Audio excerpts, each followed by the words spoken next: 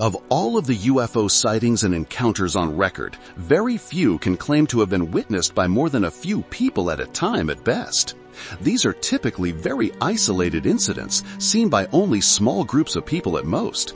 And this has only further served to generate doubt on the part of skeptics or for those who place no veracity on UFO phenomena as a whole. Yet every once in a while, there are truly spectacular cases of mass sightings that get plenty of documentation and exposure. Although rarer than most accounts, such mass sightings typically provide a rich variety of witnesses, many of them often very trusted people in social high standing or professionals, trained personnel, and experts. They often serve to be harder to explain away than typical sightings and usually earn their place among the more bizarre UFO accounts. One of the most intriguing mass UFO sighting flaps in U.S. history started as a normal day like any other in the small suburban town of Wanaque, New Jersey. But as the day came to a close, a bizarre series of events would begin to play out. On the crisp and clear evening of January 11, 1966, at around 6:30 p.m., calls began to come in from all over the area, describing what seemed to be an extremely bright glowing light out over the nearby Wanaque Reservoir. Dozens of calls were coming in from panicked residents and workers at the reservoir, describing more or less the same thing, with most reports saying it was a very bright light, larger and brighter than a star, mostly white but sometimes changing to colors such as red, blue, and green. The mystery object was described as hovering over the frozen lake's surface and roving about in what seemed to be a deliberate pattern at an altitude of between 250 and 1,000 feet, sometimes performing seemingly physics-defying maneuvers and sudden vertical drops and rises. Even weirder were the reports of the object projecting some sort of beam downwards to the reservoir, which was powerful enough to melt holes in the ice.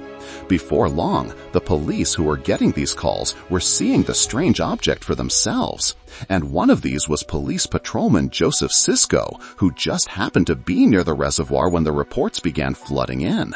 He would then drive out there to investigate and look out over the water to see something very strange for himself, of which he said, "There was a light that looked bigger than any of the stars, about the size of a softball or volleyball. It was a pulsating, white, stationary light changing to red. It stayed in the air. There was no noise. I was trying to figure out what it was. The object would then swoop in low and begin shooting a beam to the lake's surface, and Sisko soon got a call from another officer on the radio saying, in a panic, "Something landed in front of the dam. Something's burning a hole in the ice. Something with a bright light on it, going up and down." Another policeman who saw the thing was Sergeant Ben Thompson, who said it actually caused the water to rise below it and sucked together treetops.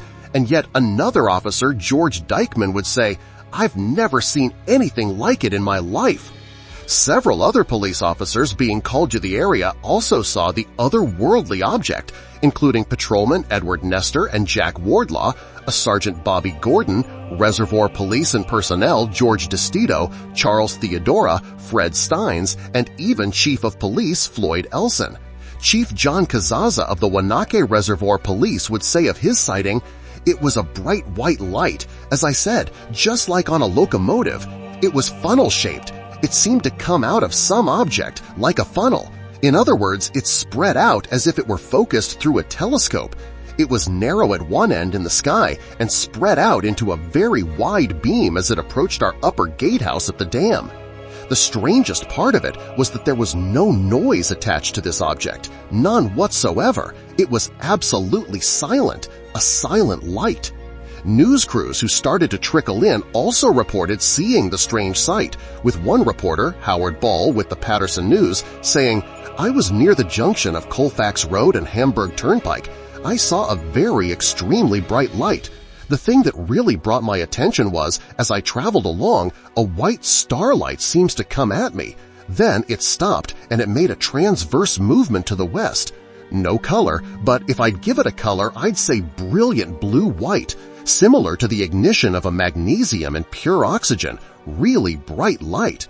One of the more prominent witnesses to the outlandish event was the town mayor, Harry T. Wolf, who had made his way out to the reservoir along with councilmen Warren Hagstrom and Arthur Barton and the mayor's 14-year-old son, Billy, out of sheer curiosity when the reports kept coming in a deluge.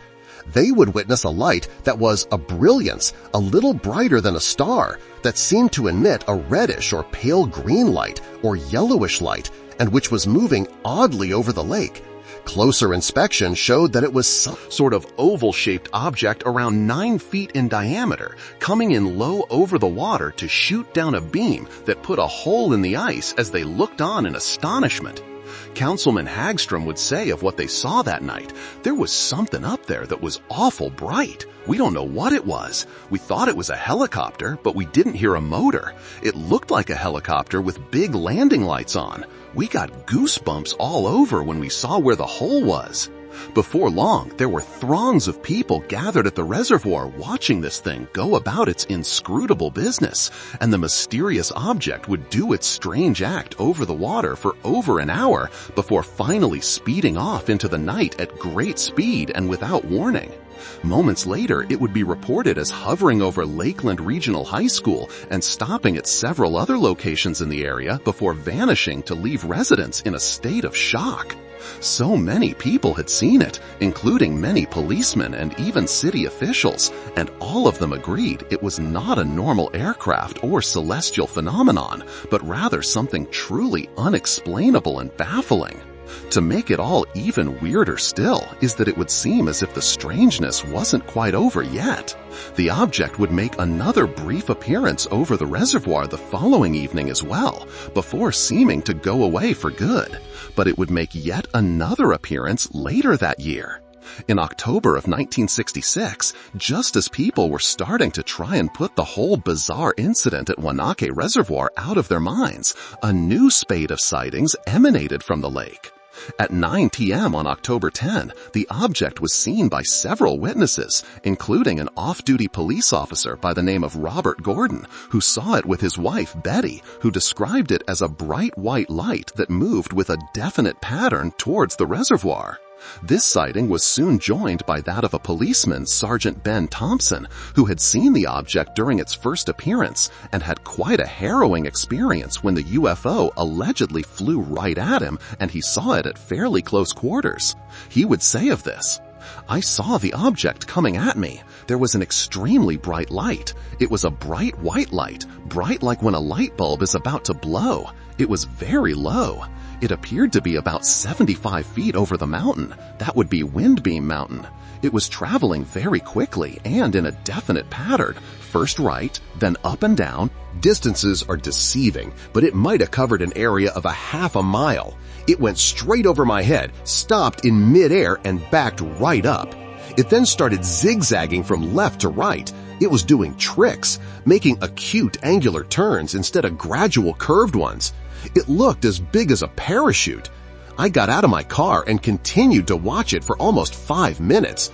It was about 200 to 250 yards away. It was the shape of a basketball with the center scooped out and a football thrust through it.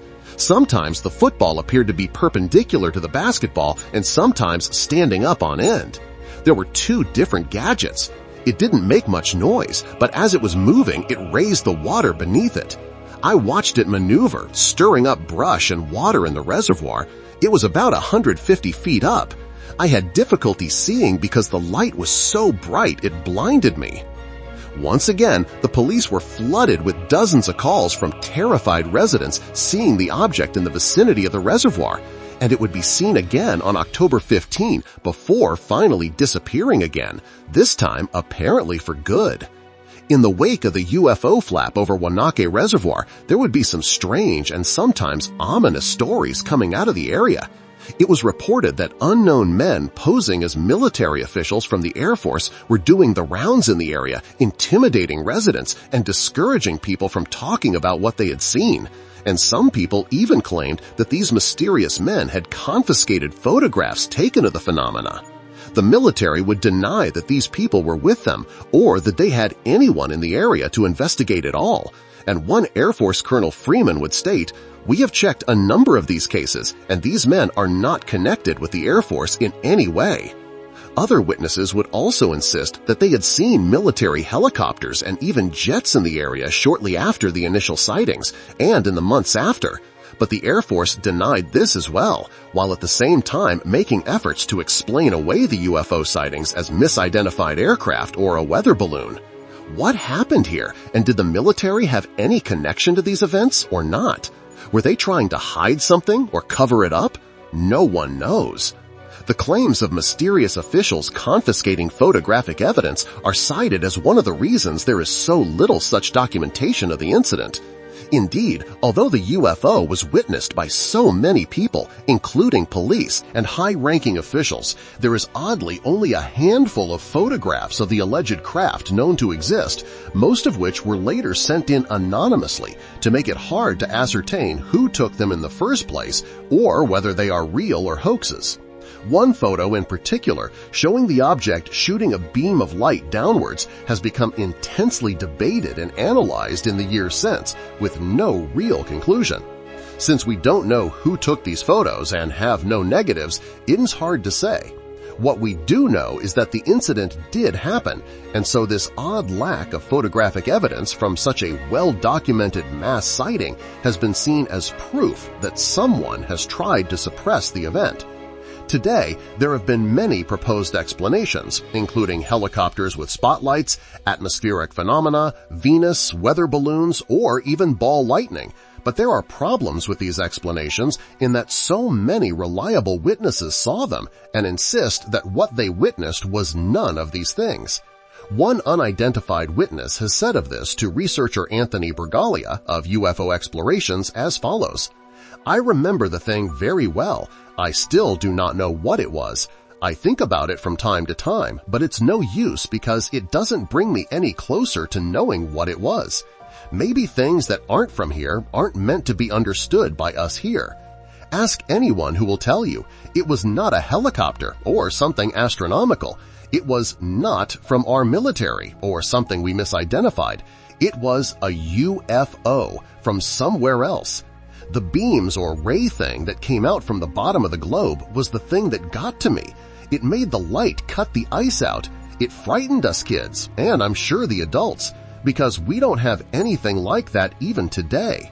The adults didn't really speak much about it after the initial thing that I could tell. I'd talk about it with my friends sometime later, and one of them told me that people came around to not say anything. Amazingly, there has apparently been very little follow-up investigation done into the case. It seems that no one ever went back to examine those holes in the ice, nor were there any water or radiation measurements taken, and the proper authorities don't seem to have ever made any real efforts to interview witnesses. Most of what we know is from independent UFO researchers who pieced together what happened from newspaper articles of the time. We are left to wonder just what happened out over that expanse of frigid ice all of those decades ago, and what it all means. Was this all the result of mundane phenomena and misidentification, or something else? Has there been some sort of cover-up put into effect that has managed to keep such a spectacular incident largely buried in history? If this was really an alien craft, then what was it doing at that reservoir, and what did it want? These are questions that linger and which may never satisfactorily answered. And the UFO wave of New Jersey's Wanaque Reservoir remains a very compelling case of a mass UFO sighting that has been largely forgotten. Moving on to our next case. On July 11, 1991, a total solar eclipse occurred from the Pacific Ocean to Brazil, passing over Hawaii, Mexico, Central America, and South America. In Mexico City, Mexico, thousands of people were out to get a look at the rare celestial event that day. Two of these observers were Guillermo Arajan, a television executive, and Jaime Maussan, a journalist, who were shocked to notice a bright disc-like metallic object hovering in the sky and were able to videotape it easily as they had already been taping the eclipse. They sent the tape to Jaime Maussan, who produced, directed, and hosted 60 Minutos, Mexico's edition of 60 Minutes. When this footage was shown on TV 8 days later, it started a deluge of others calling in to report that they had seen or videotaped the same thing during the eclipse, of which Maussan would say, "The telephone lines blew up, 40,000 calls at the same time. Then the system was completely shut out.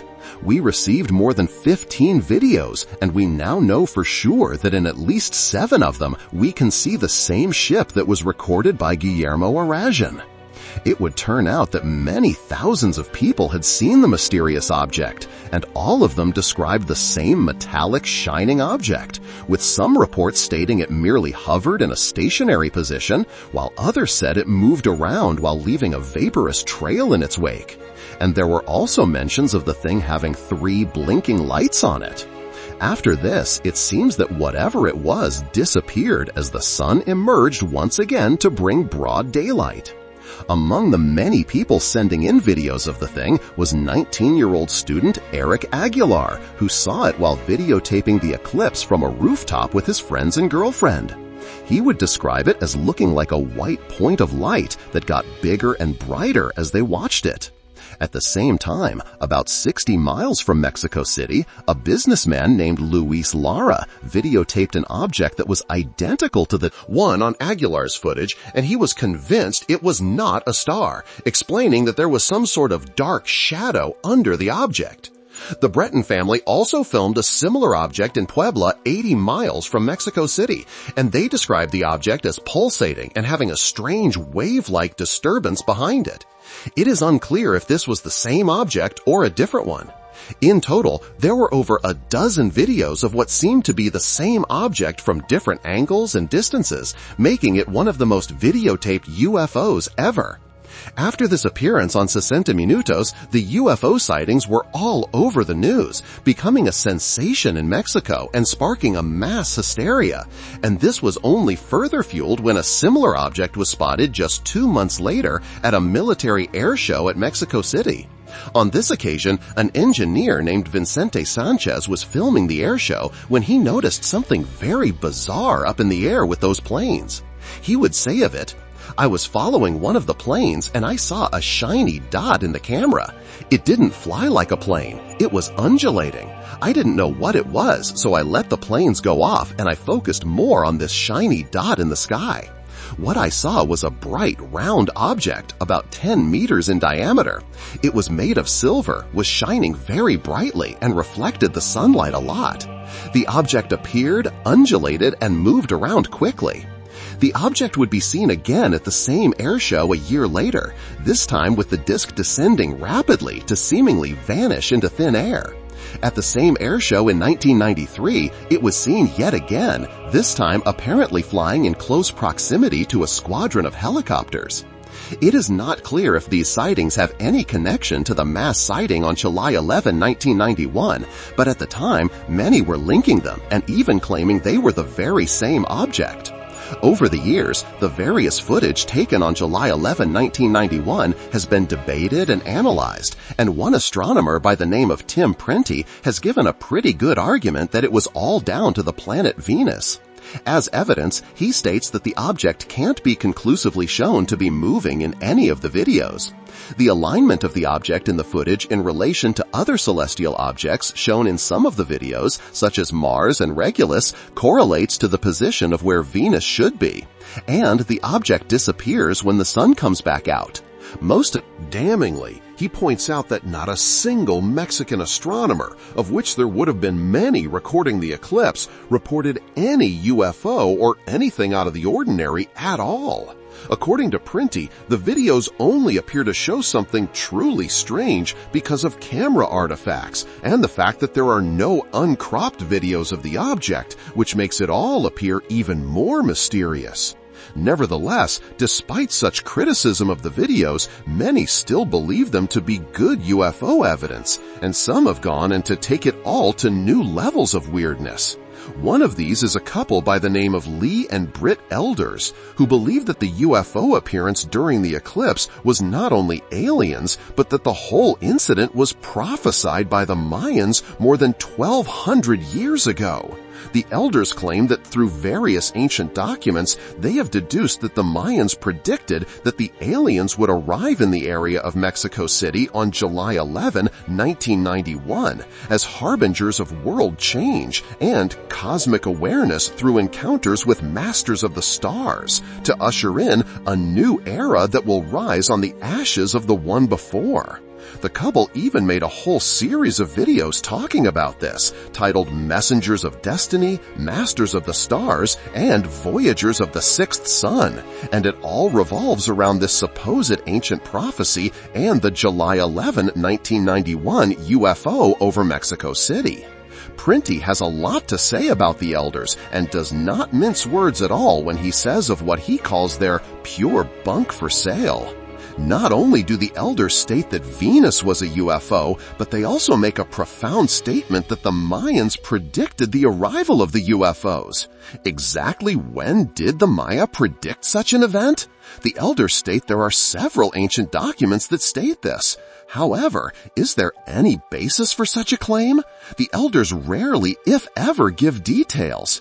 They seem to expound on New Age mysticism, trying to link statements from various documents in order to create some strange prediction to meet their needs. Are their statements correct? Are these source documents accurate? The credibility of the Elders is important to understand how accurately they represented the UFOs shown in the videos. Despite a wealth of evidence that Venus was the likely culprit in many of these videos, the Elders went out of their way to create a story that describes alien visitation. The mixing and matching of Mayan and Aztec myths and then trying to make some form of prediction made by the Maya is another case of the Elders trying to deceive the Mayans. Viewers of Real Facts, the Mexico City eclipse UFO story is nothing but a New Age myth generated by a couple of con artists who rely on the viewer to be uninformed and willing to believe the most ridiculous claims. The Messengers of Destiny, Masters of the Stars, Voyagers of the Sixth Sun prediction is nothing but a New Age myth designed to make money. The Mexican UFO has also been the source of conspiracies, such as one that states the U.S. government knew about the event in Mexico but tried to suppress it so that the public would not panic, which is supposedly why the story failed to produce even a blip in the American news. According to a report from the site Cool Interesting Stuff, there was a Kremlin report that supposedly not only mentions this, but also that the incident of July 11, 1991 in Mexico City put the Americans on alert for a war against UFOs based on or near the continent of Antarctica. The site says, a report circulating in the Kremlin prepared for President Medvedev by Russian Space Forces, VKS 45th Division of Space Control, says that an upcoming WikiLeaks release of secret U.S. cables details that the Americans have been engaged since 2004 in a war against UFOs based on or near the continent of Antarctica, particularly the Southern Ocean. According to this report, the United States went to its highest alert level on June 10, 2004, after a massive fleet of UFOs suddenly emerged from the Southern Ocean and approached Guadalajara, Mexico, barely 1,600 kilometers, 1,000 miles from the American border. Prior to reaching the U.S. border, however, this massive UFO fleet is said in this report to have dimensionally returned to their Southern Ocean home base.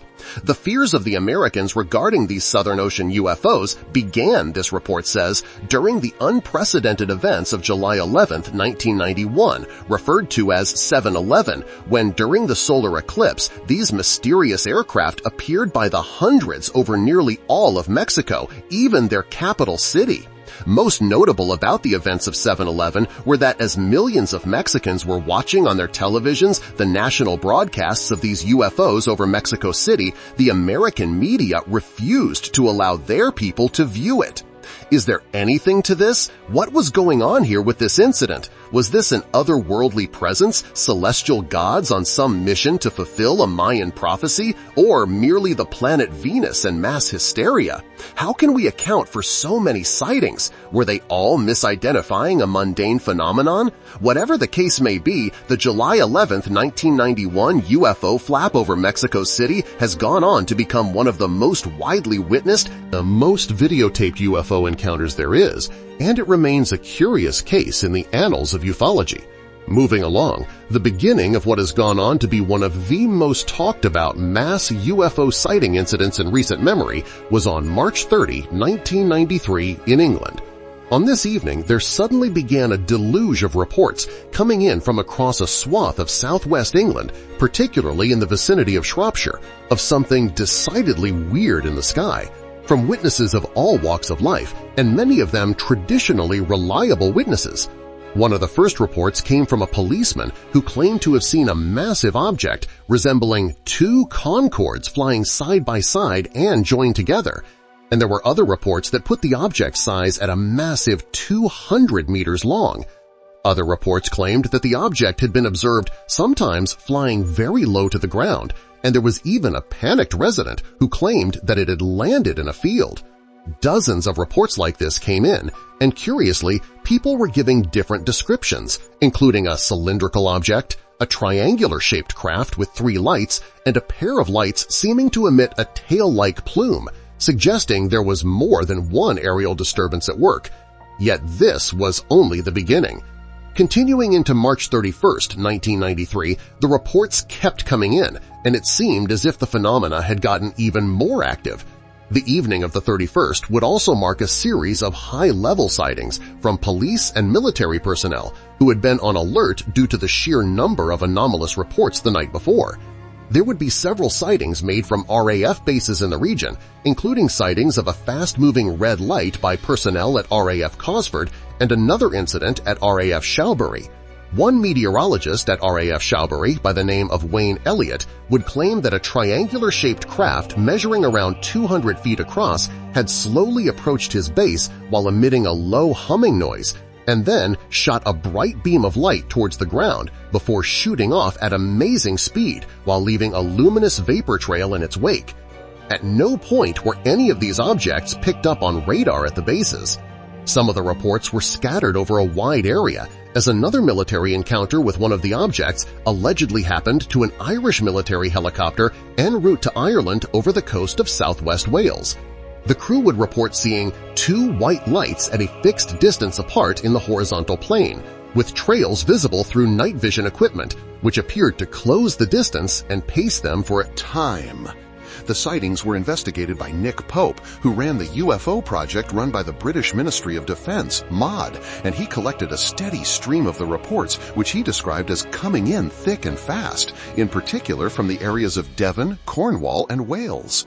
Pope would claim to gather several hundred eyewitness reports of the bizarre unidentified aerial phenomena from March 30 and 31, and he also asserted that it was such a major and anomalous incident that it had even captured the attention of military officials at the Pentagon, who he believed included it in their 490-page secret report under the part of the Advanced Aerial Threat Identification Program.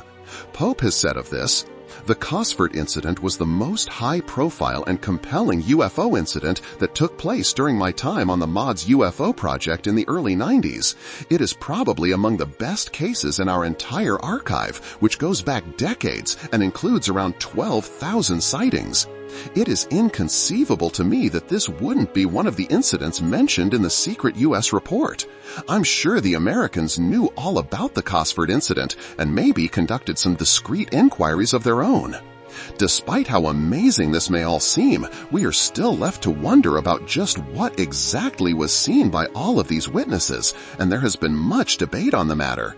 One very prevalent theory is that the aerial phenomena were caused by some kind of falling space debris, notably the re-entry of a Russian satellite called the Cosmos 2238, which it turns out was scheduled to re-enter the atmosphere on the evening of March 31. This would not be out of the question, as falling space debris has caused UFO flaps before, and incidentally, a similar Cosmos satellite that had gone down in the winter of 1978 also coincided with a wave of UFO sightings.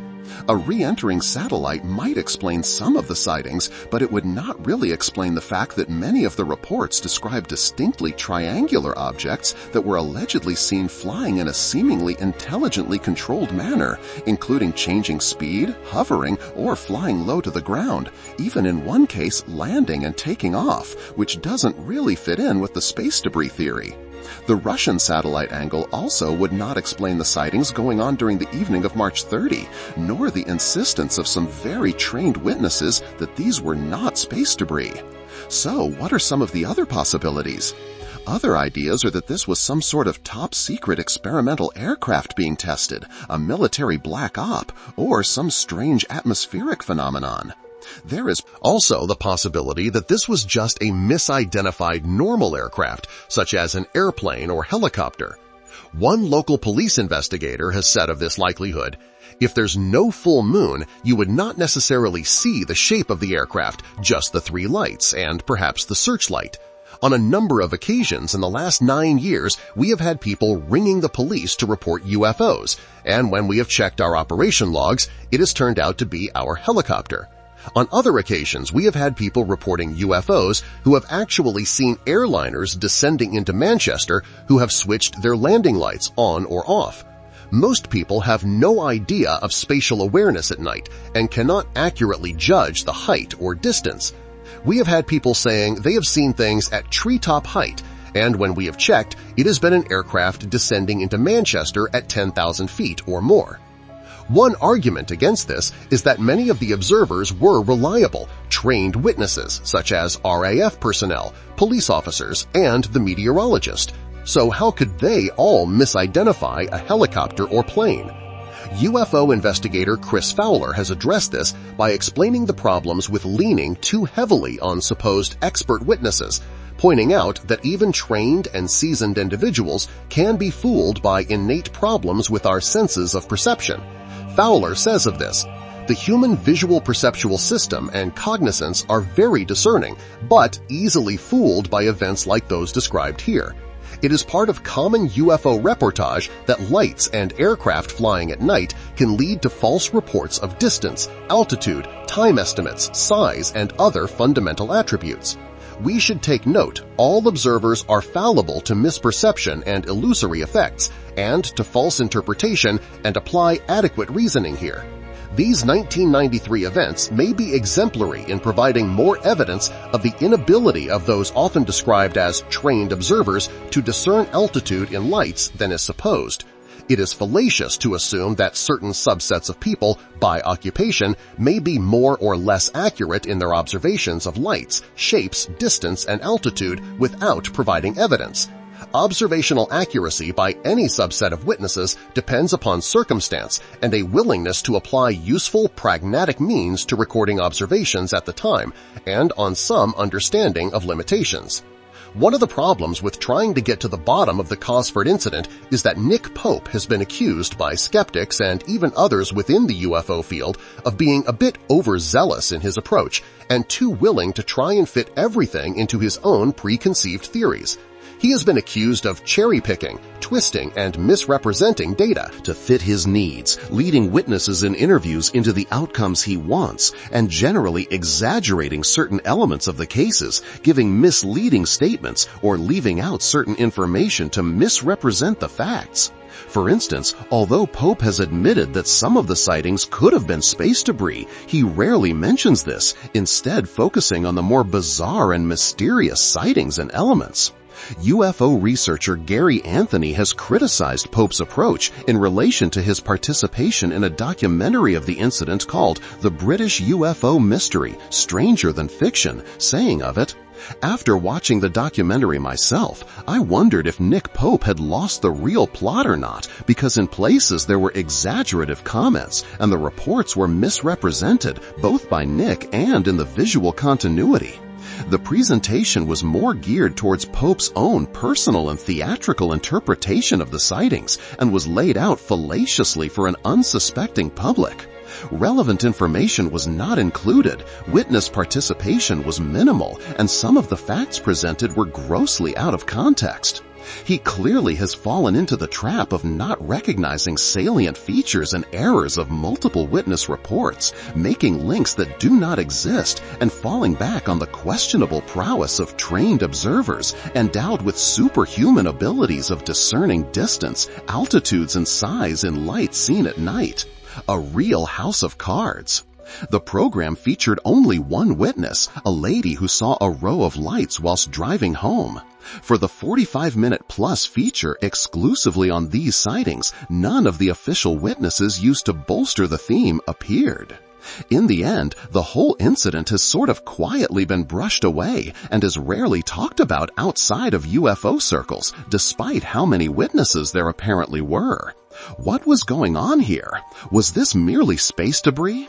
Was it experimental aircraft, aliens, atmospheric phenomena, or all of the above? How reliable is Pope's documentation of the supposed events, and is there anything we are missing?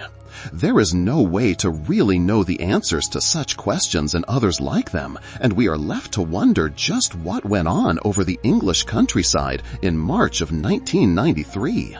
Finally, what has gone on to become one of the most well-known and oft-discussed and debated mass UFO sightings in history is widely accepted as having started on March 13, 1997, in the skies over Henderson, Nevada, in the United States. Here, a witness claimed that at approximately 6:55 p.m., he saw a large V-shaped object about the same size as a passenger airliner with a formation of 6 lights along its front edge, which flew across the sky at a good clip with a sort of whooshing noise to disappear to the southeast. This same object would soon after be witnessed by a police officer from Paulden, Arizona at around 8:15 p.m. who said that he saw a triangular formation of 4 mysterious lights trailed by a 5th and claimed to have watched the strange sight through his binoculars as they traveled south. This would be the beginning of one of the most famous UFO cases there is. Before long, there were sightings of something strange in the sky coming in from the area of Prescott, Arizona, and the Prescott Valley. Many of the witnesses at the time described it to being definitely solid, blocking out the stars and the sky as it passed over, and it was mostly explained as being rather enormous. One witness who saw the boomerang-shaped object said it was massive, at least a mile wide, stating, "We don't have anything that big. It was totally silent. I've never seen anything even close to the colors from the exhaust that propelled that thing. It was as big as downtown Prescott and completely blocked out the stars." The object, or objects, were usually described as being a V-shaped or wedge-shaped formation of red or orange lights, with the leading light being a bright white, usually said to be embedded within a solid object, but descriptions varied, and they were sometimes claimed to be separate lights moving independently. At the time, there were dozens of witnesses from all ages and walks of life observing it as it made its way inexorably towards Phoenix to the southeast. The lights were also seen from the nearby town of Dewey, around 10 miles away, and as they drew closer to the greater Phoenix area, there would be a deluge of people seeing whatever it was that had come in from out of the unknown.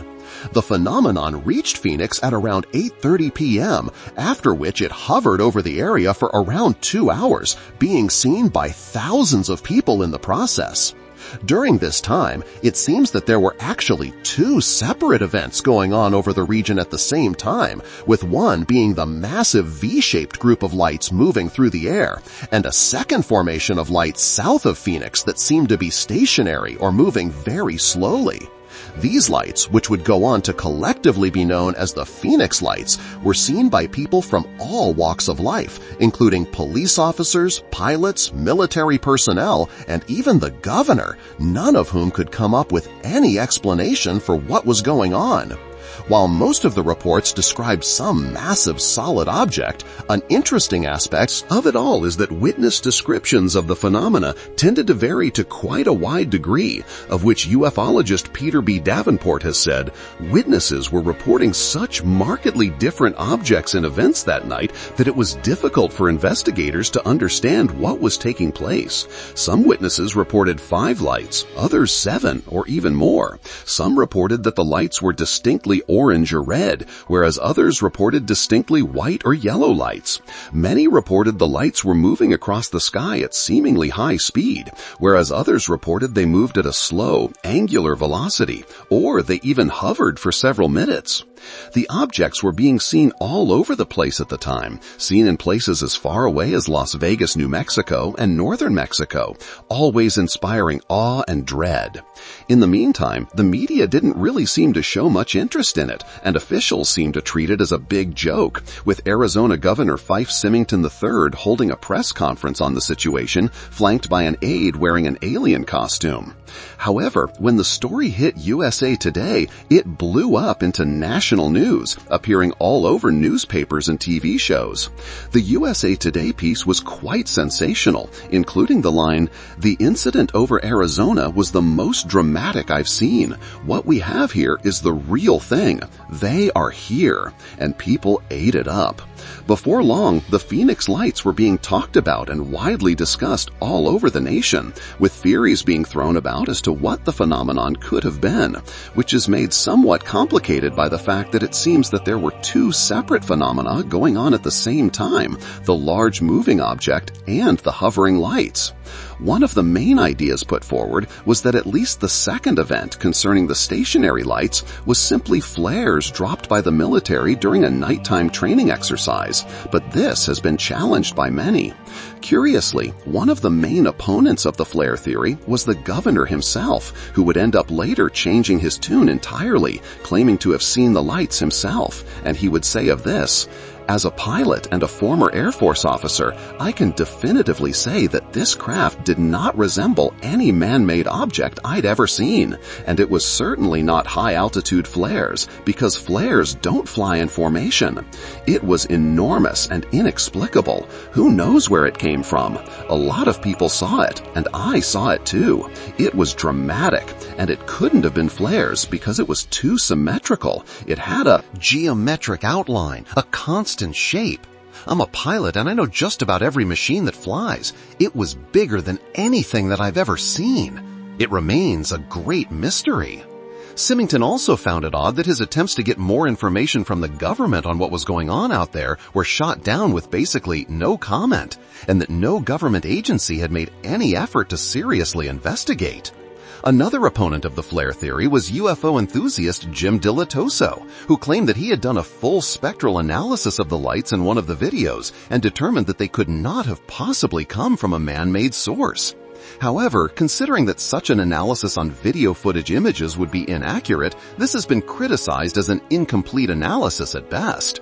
It has also been pointed out that the wind direction and speed at the time were consistent with flares, as to the movement seen with the pattern of lights, which also supports the flare theory, as does the fact that the lights seem to dip over the horizon and disappear, very much as flares would do.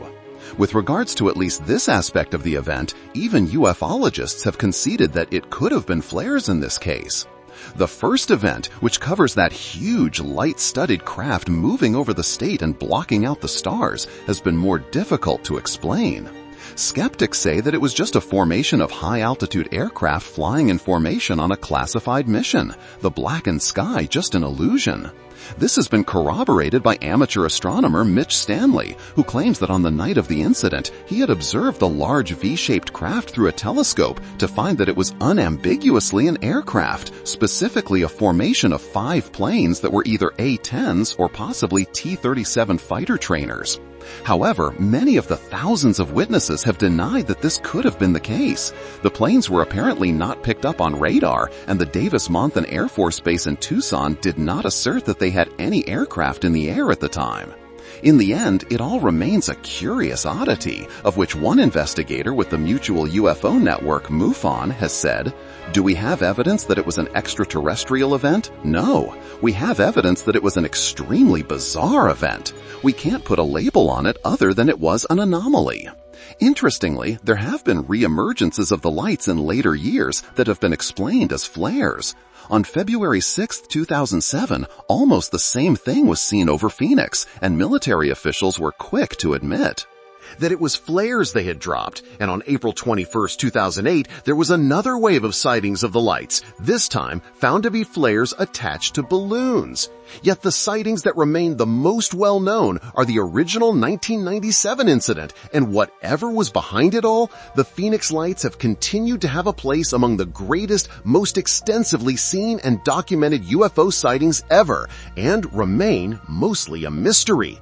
There can be no doubt that mass sightings such as what we've looked at here are the most spectacular type of UFO sightings there is. What were these people seeing, and how can we explain it rationally when so many people are seeing the same thing, often very traditionally reliable witnesses?